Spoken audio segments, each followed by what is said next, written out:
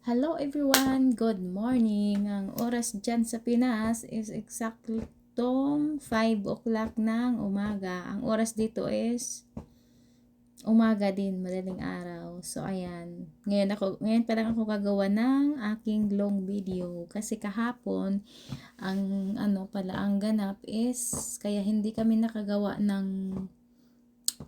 nakagawa ng long video dahil nabisi ako kakahanap kay Kitan dahil si Kitan is nakawala. Almost 6 hours si Kitan nawala sa amin, sa bahay sa akin. Buti na lang ang nakapulot sa kanya is yung sa tapat na bahay, yung doon, yung naglilinis ng sasakyan, yung may lahi. So ayan, kinuha niya si Kitan dahil buti na lang kilala niya din si Kitan dahil 3 beses ko na si Kitan nilabas sa bahay at pinatakbo-takbo ko sa labas. Kaya yun, natandaan niya na sabi niya alaga nito is na yung nasa tapat lang. Kaya hindi niya agad na ibalik kasi wala daw siyang contact sa akin. Kaya ayun.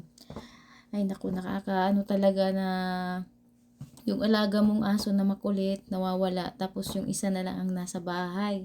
Kaya yun, wala din akong tulog. Ang tulog ko is 2 hours lang. Wala din akong tulog hanggang sa pumasok na lang ako ngayon. Kaya thank you naman at nahanap din namin ang aking alagang makulit na si Kitan. Dahil kung bakit siya nakalabas, ganito kasi yon. Pinatakbo-takbo namin siya sa labas, kasama niya si Britney. Ito si Britney ang bumalik, si Kitan sumunod doon sa lumabas sa gate. Buti na lang wala masyadong sasakyan kasi weekend. Kasi kung hindi weekend, hindi ko alam kung ano mangyari kay Kitan. Huwag naman sana. So, kaya ayun, sabi ko, hindi ka na pwede patakbo-takbuhin sa labas. Yung sinasabi kong sa labas, yung baga dito lang sa may namin, yan sa mayroon kasi kaming tawag yun, backyard ata. Doon siya nagtatakbo-takbo hanggang nakarating siya doon sa may swimming pool. Yung swimming pool naman is wala naman siyang tubig. So ayan, nakarating yan siya doon. Tapos minsan nga pag umuwi siya, may bitbit pa siya yung cherry tomato baliktad. So ayan, ngayon wala na kasing mga tanim-tanim doon, so hindi na siya naaaliw doon magtakbo-takbo. So ang malas lang kasi may lumabas na kasamahan namin doon sa kabilang flat, lumabas siya, sumunod si Kitan. So, hindi naman niya namalayan kasi hindi naman siguro siya dog lover, wala siyang pakialam. Kaya ayun, nakalabas yung aking alaga.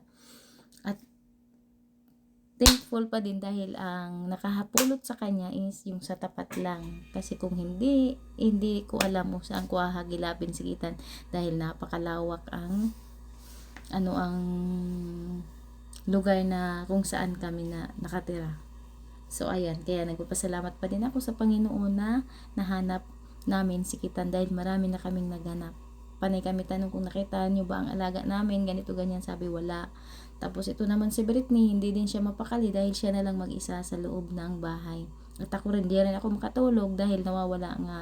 Tapos yun, ngayon, yung aking alaga parang may pubya na siya. Hindi na siya lumalabas, si Kitan. Kaya, yun, sabi ko sa kanya, pag lumabas ka pa sa susunod, baka hindi ka na makabalik sa amin, sa akin, sabi kong ganun.